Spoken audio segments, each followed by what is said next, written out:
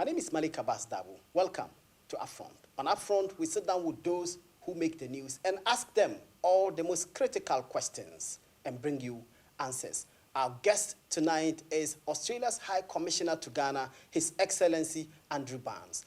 I'm going to take a short break. When I come back, I will introduce my guest and we will settle for this discussion. Keep watching.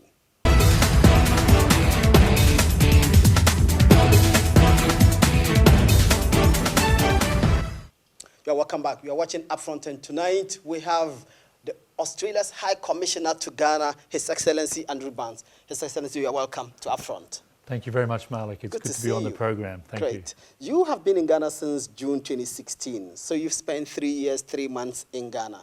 Tell us about your first impressions when you came to Ghana.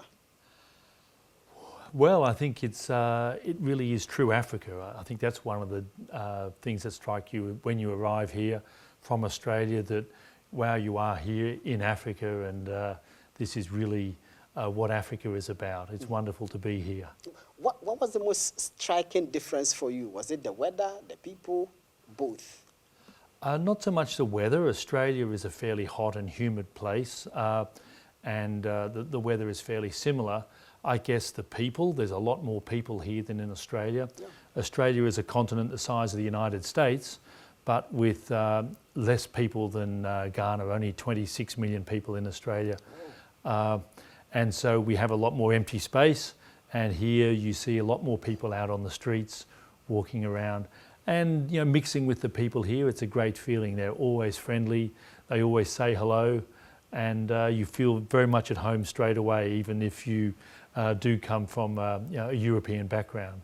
And you talk about the differences in terms of the land size and the populations that exist. Were there any similarities that you noticed between the people of Australia and the people of Ghana? I think, like Ghana, the people of Australia have a reputation for being friendly and warm. So there's a strong similarity there. If you walk down the street in Australia, people will say hello to you, just to strangers. They'll always say hello. And I think in Ghana, the people do the same as well. Well, you don't get that in many countries. Yeah. And I noticed when I entered your reception, a statement from Sierra Leone. And I've read, whilst you are here, you're also responsible for Mali, Ivory Coast, Burkina Faso, Togo, so many other countries in the sub-region, and you are based here. Is there any reason why Ghana is chosen as the base?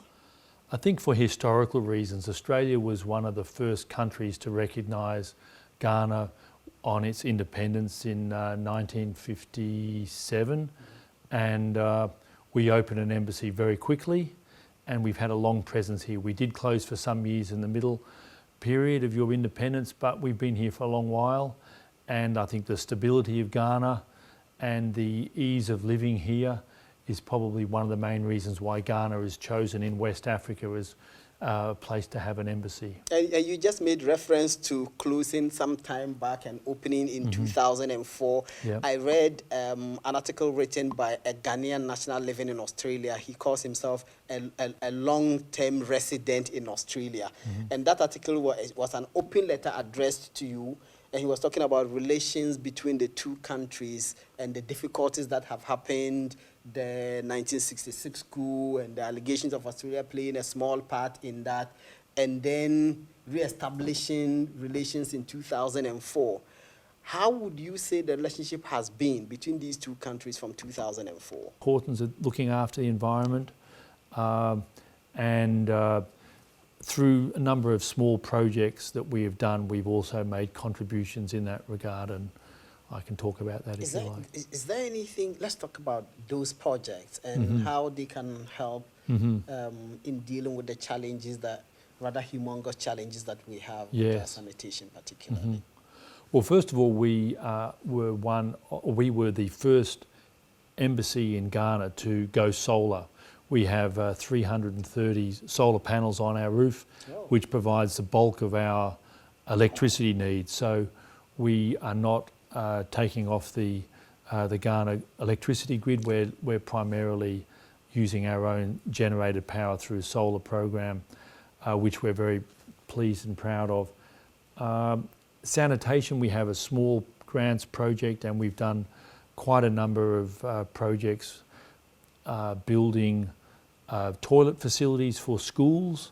We recognise that the importance for children, and particularly girls, women and girls going to school, having access to a functioning, clean toilet is very important, so they can feel comfortable when they go to school that they can go to the toilet during the day if they need to. And in many cases we understand that it's a barrier to girls' education, the fact that a school may not have a functioning toilet. So we've done a number of projects around Ghana, sometimes working with Water Aid or with other NGOs to build toilet facilities in schools. We've also tried to raise awareness of the issue of the damage to the environment of single-use plastics. Okay. And you know, it upsets me when I see people in the street throwing away their water sachets just on the ground. I accept that and I recognise that you know, water sachets are important because people need to be able to have access to clean water, but when they just dispose of them by throwing them in on the ground, which washes into the gutter, which either blocks the gutter and causes floods or gets washed into the sea, onto the beaches, and it damages the marine life, or it makes your beaches look unattractive. You know, that's a problem, and I think everyone has a responsibility in society to raise awareness of the issue, to educate people, and then also to take steps to provide alternatives for disposing of rubbish. Let's talk about the alternative. And the alternative not just for the disposal, but even for availability of water to people. What's the practice in Australia? How, if I'm on the street in Australia, how do I get water? Well, in what form would my water come? Yeah, well, that's an excellent question and something to talk about. It is so important that there are options for people to have freely available clean water. We are lucky in Australia that our water sources are good, and so you can drink out of any tap wherever you are. So there's always tap water available. So we have much less reliance on bottled water and sachet water. There's really no sachet water, but still in Australia there is quite a consumption of bottled water, single-use plastic, which is inexcusable in Australia because there are readily available options, and the culture of using single-use bottles is crazy. It doesn't make sense. It's expensive, unnecessarily expensive, and just simply unnecessary. And you know what happens to the plastic bottles afterwards. Even in Australia, an advanced economy, we have challenges dealing with recycling and reuse. So to me, in Australia, we shouldn't be using bottled water. Yeah. And so for us in Ghana, in terms of the disposal, what options are available to the authorities in terms of disposal of these plastics, both the sachet one and the bottled one? Rubbish disposal is a challenge around the world. And in Australia, we are very good. We've been doing this for 20, 30, 40 years of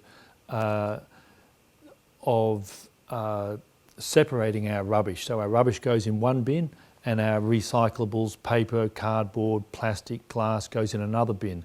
And each week it's collected, and we have been doing this on the basis that we believe that the recycled rubbish would be recycled. But in fact, the amount of rubbish, recyclable rubbish that has been used is been greater than the ability to recycle. So it's a problem in Australia now that we haven't invested enough in the recycling facilities, and this is a problem in Ghana too, of course, that it takes money to build recycling stations and facilities, and as in many countries in the world, more needs to be done in that area, I guess. I noticed when, again, at your front desk, I saw a lot of things there. Yeah. I saw two different waste bins. Yes. One was for paper, one was for something else. Yes. And they are of different colors. Yes. Is that the solution? That's for separation of the garbage, one for the paper and then the other one. Is that the solution? Should Ghana be moving towards that separation? Well, that's one step in the process, but as you'd appreciate, there's a whole lot of factors that need to be taken into account when you're looking at reducing rubbish and pollution. One of the steps we've taken in our High Commission, which I'm very pleased about, is that we ban single-use plastic. So no one's allowed to bring water bottles into the High Commission or single-use plastic cups. We only use glass or reusable plastic cups that can be washed and reused. And we have, whenever we have a function or an issue here, a function here, we always serve water from jugs into glass bottles.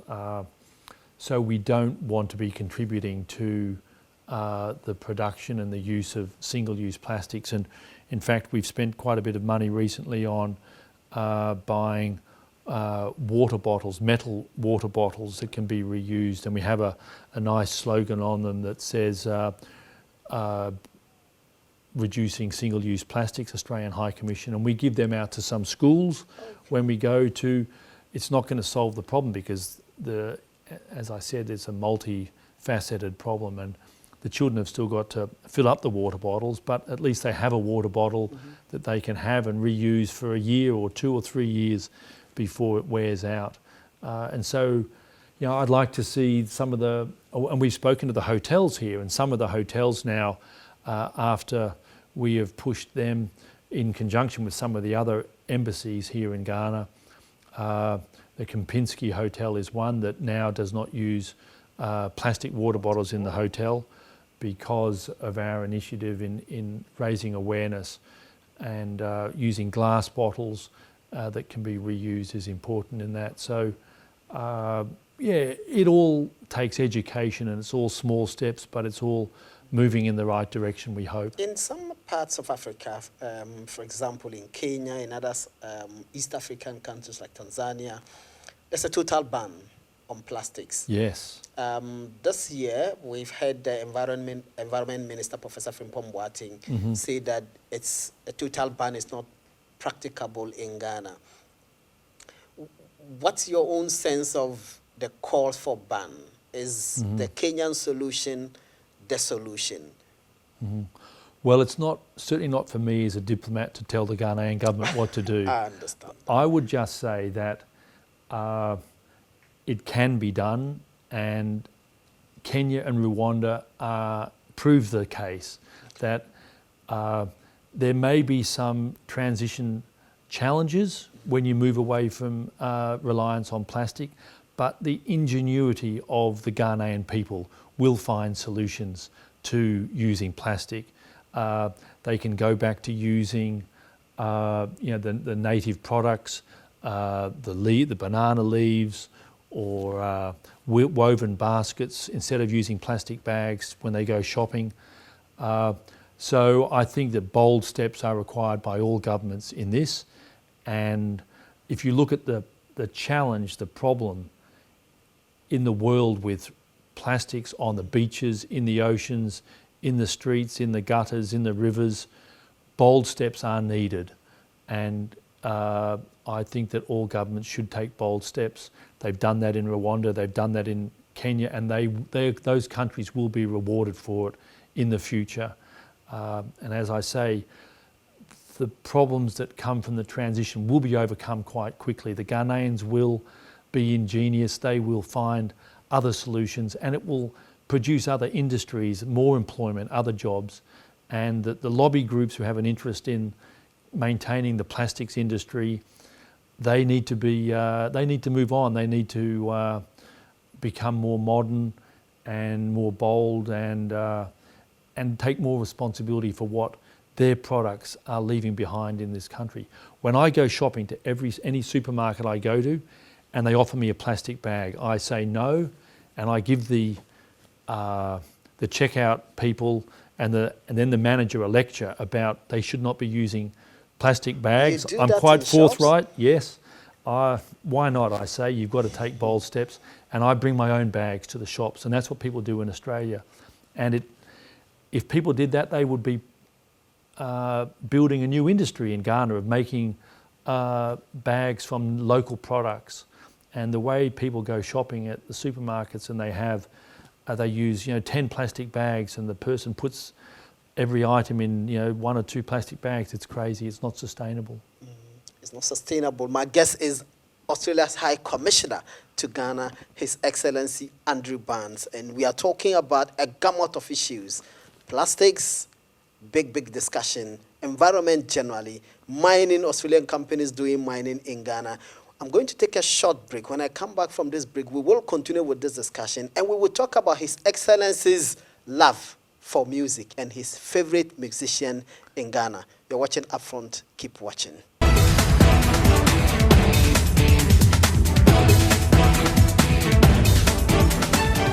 You're welcome back. You're watching Upfront. My guest is His Excellency Andrew Barnes, the Australian High Commissioner to Ghana. Excellency, so we're talking about a gamut of issues, and I want to talk about music. Who is your favorite musician in Ghana? Out and about, it's definitely Kojo Antwi. What makes Kojo Antwi's songs so endearing to you? I think they have a very good rhythm and a very good melody, and they're very lively and uplifting. Apart from Kojo Antwi, which other Ghanaian musicians do you know? Stone Boy I've met, and I like his music very much as well. Yes. You met him? Yes, I've met him a few times. But Kojo is, I would say, a good friend. Yeah, he's come here a few times. Oh, yes. Okay. I'm sure Shatawale is going to be unhappy that you have met his rival and you haven't met him. Yes, yes. So let's talk about other things apart from, so we've spoken about mining, environment. Let's talk about gender. Mm-hmm. What's the High Commissioner's agenda on gender? Well, gender issues are a very high priority for the Australian government. And as ambassadors, we're told to go out and make it a priority for us as well. Why? I think because there is a recognition in Australia that there needs to be a lot done on gender. Australia, like the rest of the world, has been dominated by the men's agenda for so long. There hasn't been equal pay. Women haven't been represented at the senior ranks in business or in government, and then also on gender-based violence is a very big issue in Australia, as it is around the world. So it's on the agenda for Australia, and then as ambassadors we take it away with us and we do what we can to help in the countries where we live. Let's talk about what you are doing in Ghana. What's the High Commission doing in relation to gender in Ghana? Well, I mentioned earlier, for example, that we have a focus on gender in our small grants program. So for providing sanitation facilities, we always make sure that we have women and girls in our mind for that. And we are working also. We have an annual fundraising event here in Ghana. Every year in Australia there is a world famous horse race called the Melbourne Cup, which is run on the first Tuesday of every month. First Tuesday of November every year, the first Tuesday. And in November here we have the Melbourne Cup Charity Ball. It's a big ball run here in our High Commission, and we use that as a major fundraiser, and we were very proud that last November, we raised 200,000 Ghana cedis in one night from sponsors that we put towards a project on that. And I'd like to take the opportunity to thank the sponsors for our Melbourne Cup, the Australian mining companies who operate in Ghana, the major hotels here, and some of the supermarkets and other companies here are always strong supporters, and Emirates Airways always provides some good prizes for our lotteries on the night for the And what projects does this money go into? Well, the 200,000 CDs that we raised last year have gone towards building a women's shelter. There is, I think, maybe one women's shelter that's operating in Accra. It had to close a while ago, and I think it might have just reopened. But there is very little, there are almost zero facilities in Ghana for women who are trying to escape violence in their home.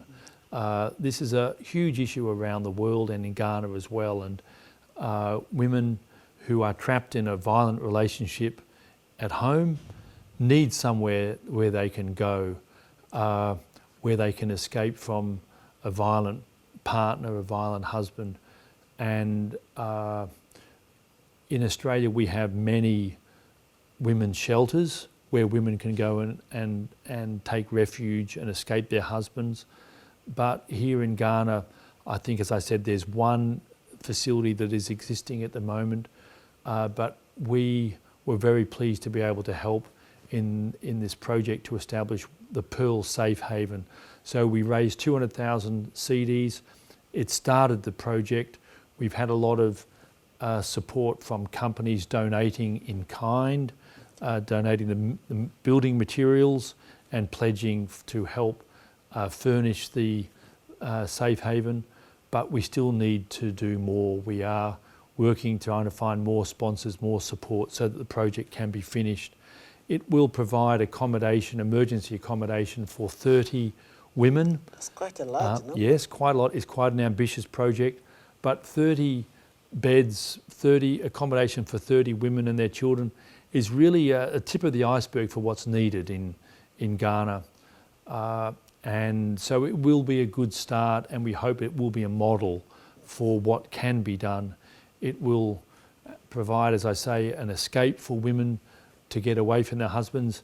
Where it's located will be a secret, so that because often the husbands will go and chase and seek out their partner. But it will also provide psychological training or assistance and therapy for the women who are traumatised from their situation. It will also provide education and training for women to give them life skills that will help them have economic independence as well. So we're very proud of this project, but there's a long way to go. And if any listeners out there are able to provide financial support, we'd welcome them to get in touch with us and help contribute to this really important project. Where is this? Which part of the country is it being done? I know you don't want to mention the exact location, but which part of the country? It will be in Accra. Okay. Yes. But gender-based violence is a terrible scourge around the world, and I mean, I don't pretend that it's not a problem in Australia. It is a problem, and in Australia, which is not anything different to most countries of the world. Some countries are far worse, some countries are a bit better, but we have on average 1 woman a week is murdered in Australia by an intimate partner, by the husband or their boyfriend.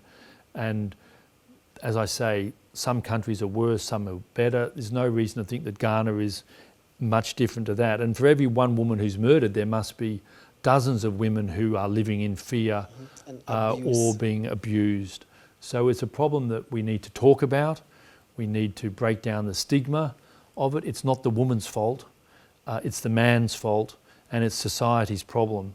And the more we talk about it, the more we educate young boys that it's not okay to use violence against women. It's not okay to threaten them. It's not okay to intimidate them. So society has to educate men and boys that we have to move on from there. We're more civilised than that. We can do better. So education is a big part of it, and then providing the actual support and shelter for it is very important. And the Pearl Safe Haven, which is being built, has a very good management committee. It includes people who are skilled in construction and design. It includes people who have psychological training.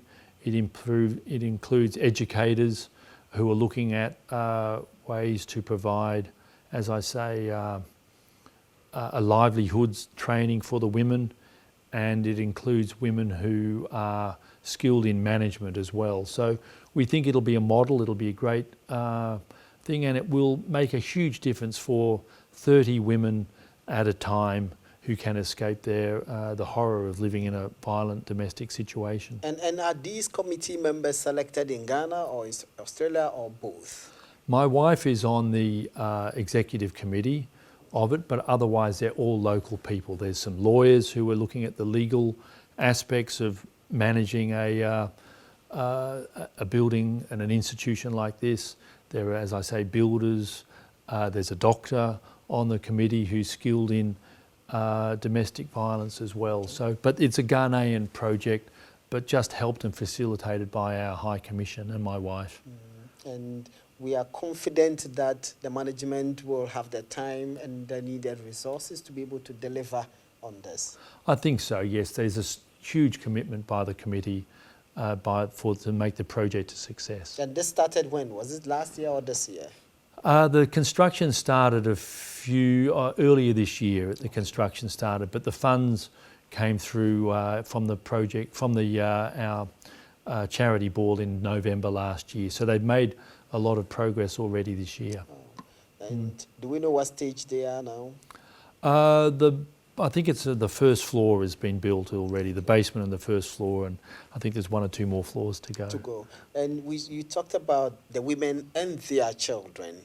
Let's talk about education for children in Ghana. I know that the High Commission is doing some work, especially with children with special needs. Yes. Walk us through that.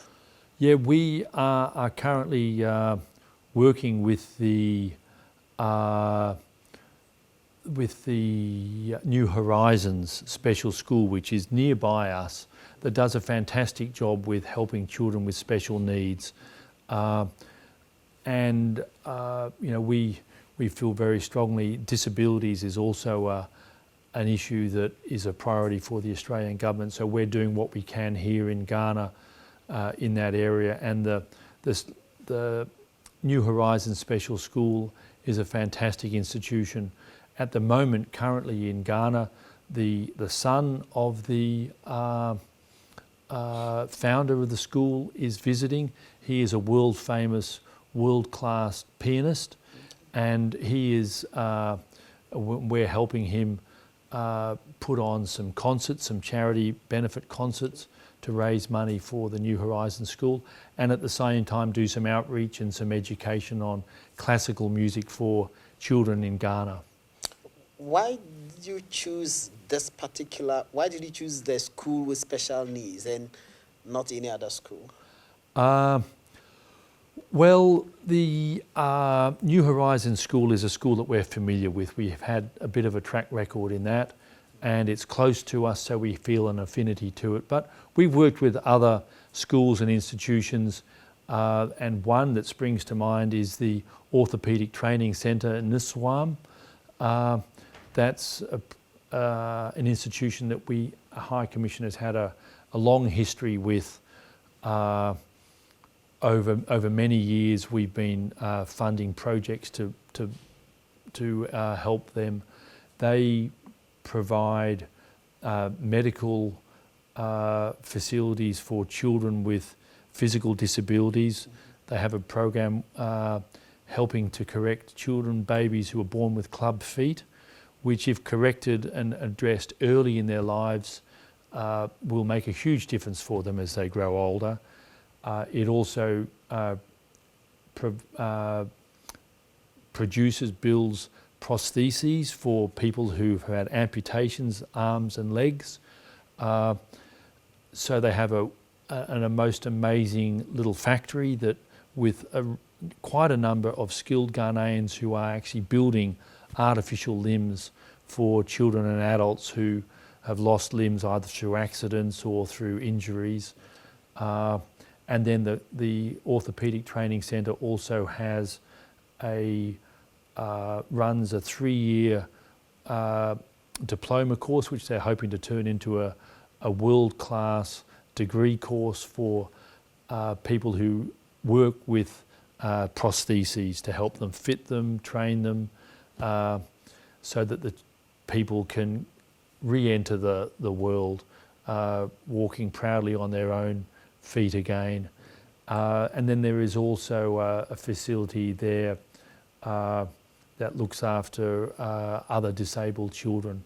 And so we've done some projects building the school for the centre, an adult male wing for adults who are being fitted with prostheses, because once the accident happens, they then have the amputations, and then they have to get fitted with a prosthesis, and it's quite a process training them to walk again or to use the artificial arms. So we built a new wing that can accommodate, I think it's about 10 adult males at any one time. So they can stay there for several weeks or months while they're getting used to their new limbs. Let's talk about agric. Yes. When you were mentioning the things that Australia is noted for, you mentioned mining and agric. Yes. Is there any commonality between the agric you see in Ghana and the agric you see in Australia? Or is there any major differences? What are the differences? Well, I think the similarities are the climate. So we have quite a we have a huge agriculture sector that covers it covers broadacre farming, it covers sheep, it covers beef, it covers wool, and then orchards, vegetables, fruit and vegetables, but tropical fruit is very big in Australia, as it is here. So there's quite a mango industry in Australia, there's a huge pineapple industry in Australia. And so there's similarities there.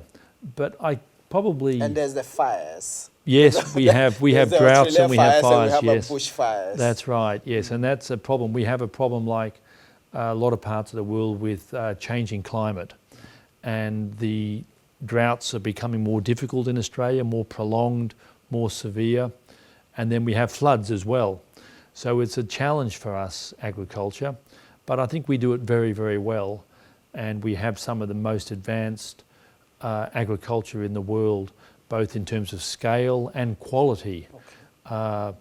We produce fantastic beef and lamb for very discerning markets in China and in Japan, where they will pay a premium for very good beef that they know is safe from contaminants, safe from chemicals, that's also been slaughtered in a very clean way. We have some of the best, most advanced abattoirs in the world that can track all the way from the paddock, from the field where the cows came. They know exactly which cow came into the slaughterhouse, and then where it ends up on a shelf in a supermarket in Japan, a week or two later. So we have some very sophisticated processes there.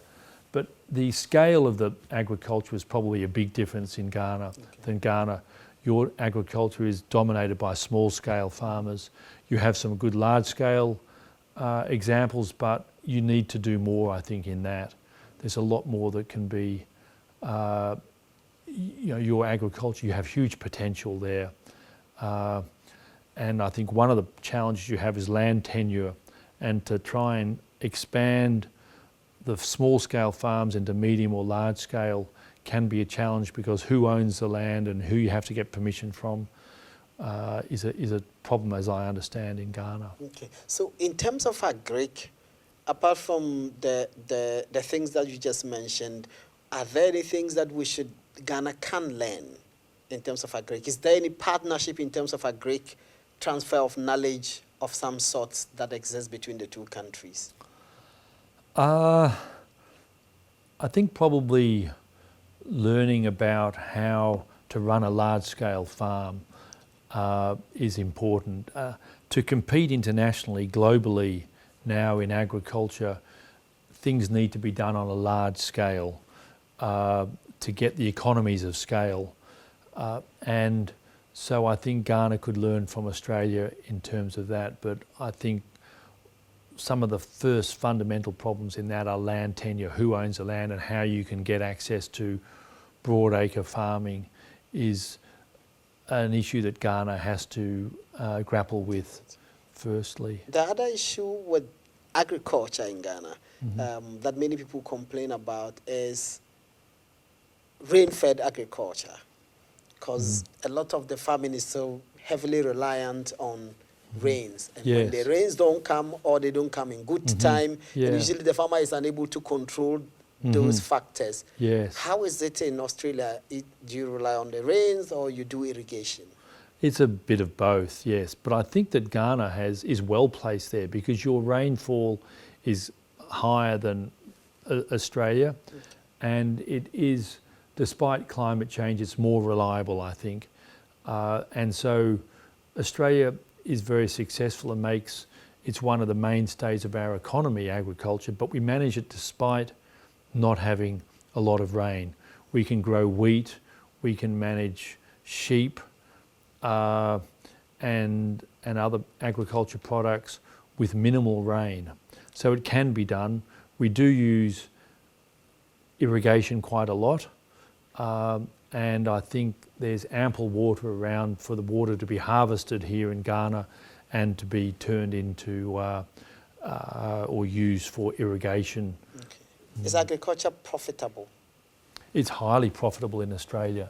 Yes, I mean, the margins are very tough and it's a very competitive global industry, agriculture, but there is still money to be made. And, you know, as a lot of people comment that in many ways it doesn't make sense for a country as green as Ghana to be importing so much of its poultry, so much of its grain. You know, it should be much more self-sufficient. Have you monitored government's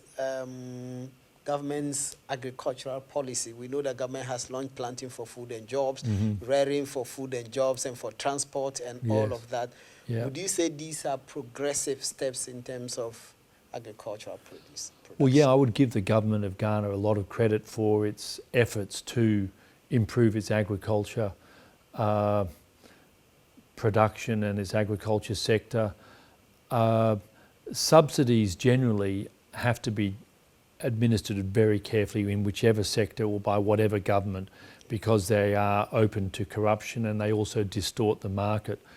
I think what's really important is creating the enabling environment for investment and providing the correct infrastructure so that there are the inputs can get to the farms easily, and then the products can get from the farms to the markets quickly and without being damaged. So you need to improve railroads and roads and electricity, and then also provide clarity and structure and confidence for investors. So land tenure, they have to have confidence that if they're buying land, that is their land that they bought and they have a long tenure on it, and that the inputs are being well used. And talking about subsidy, how is subsidy, how does it operate in Australia? We've moved away from subsidies a lot in Australia. We don't provide much subsidies, and you know, in global trade, the rules of the World Trade Organization generally make it so that you shouldn't be using subsidies in any production, including in agriculture. So countries need to be cleverer than just using subsidies. They need to, as I say, promote the enabling environment and promote the development of the infrastructure that enables successful farming practices. Minimize subsidy, and it's still profitable to be in agriculture. Yes, in Australia. Yes, it's fundamental. Yeah, the money that governments can spend on subsidies is often better used by working on the enabling environment, by providing railroads or road infrastructure. Yeah. Let's talk about sports. Yes. How much sports do you like? I'm quite sporty myself. I play tennis, I play hockey, I swim and I run. Okay. Yes.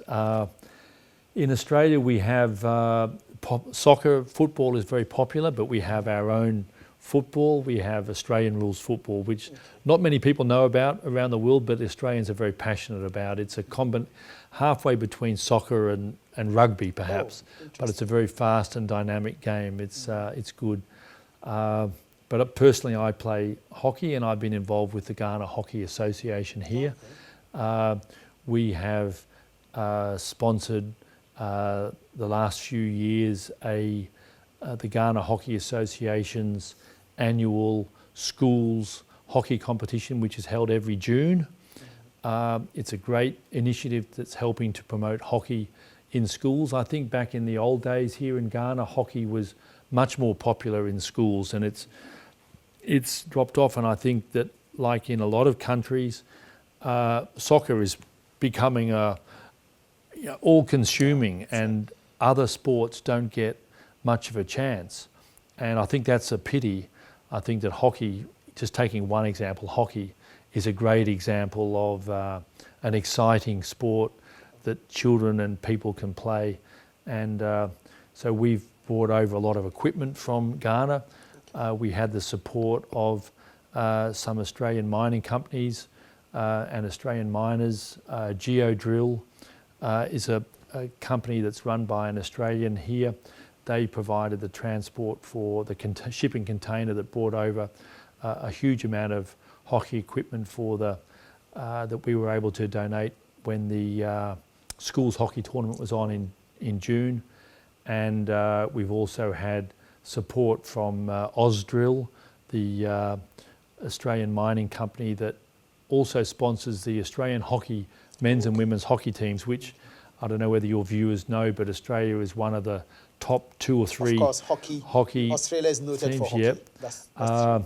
And the Ghana Hockey Association here is working very hard, and I give them a lot of credit. They're doing a great job in promoting hockey. They've been negotiating with some a Chinese company to supply and sponsor. I think it's 3 new artificial hockey pitches here, which will be fantastic for Ghana.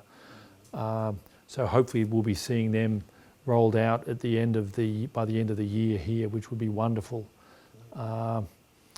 We have also, I also participate in triathlons, and I train with the Ghana Triathlon Association, and there's a triathlon coming up in November that I'll be going in, and my colleague, the British High Commissioner Ian Walker, yes, I rode with him for some of his Ghana Grand. Oh, interesting. He and I are going to go in the triathlon in November, so we're training hard for that, running and swimming and cycling. And what else have we done in the sports area? Yeah, we keep pretty busy with that. Oh, yeah. Interesting. Yes. As a hockey player. Yes. Let's talk about education. I think one of the biggest challenges that many Ghanaians believe confronts the country is education and the quality of it. Mm-hmm. You've been here 3 years, 3 months, and you're a diplomat. You can't criticize. Is there anything in terms of education and the structure of education that you think we must learn from Australia? That's a tough question. Look, I really don't think there's much that you could learn from Australia. Well, maybe one thing is the corporal punishment in your schools. I know I think it's against the law here to cane children, as it is in Australia, and it has been for a long while in Australia, and it's not tolerated at all in Australia. Whereas I understand in Ghana sometimes, even though they're not supposed to, the teachers do resort to a cane, and that's a big difference between our schools. But it's a challenge being a teacher. I think you said you were a teacher initially, but I wouldn't try and pretend that I'm an expert or know how to be a teacher. And I know that I take my hat off to teachers. I think that teachers are really such an important part of society and the community, and they need to be given more respect. Generally across the world, teachers need to be paid better, so it will attract and keep good people in teaching, because if you have good teachers, you'll get good students, and then you'll get a good country, you'll get a good outcome from it.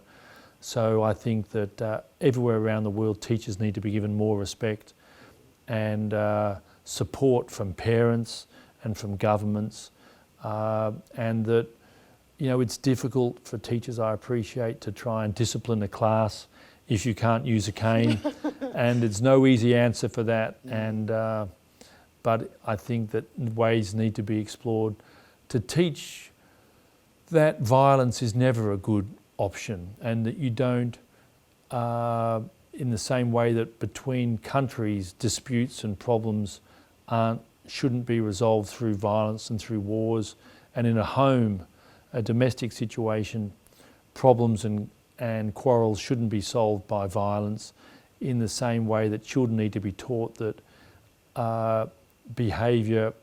good behaviour is not the result of threats and violence. So yeah, that's very important. How much trade goes on between Ghana and Australia? Not a lot of trade, and I think that's because in many ways our economies are complementary. Our big exports are in the mining sector and in agriculture, and that's two of the big sectors in Ghana. So we don't have a big trade difference between us, relationship, but we have a big investment relationship, and the investment is in the mining sector. So we export some mining equipment to Ghana, not insignificant amounts of technical high-end mining equipment, but our economic commercial relationship is more in Australian investment into Ghana to help with your mining sector. Where do you see Ghana-Australia relations in the next 3, 4, 5, 10 years?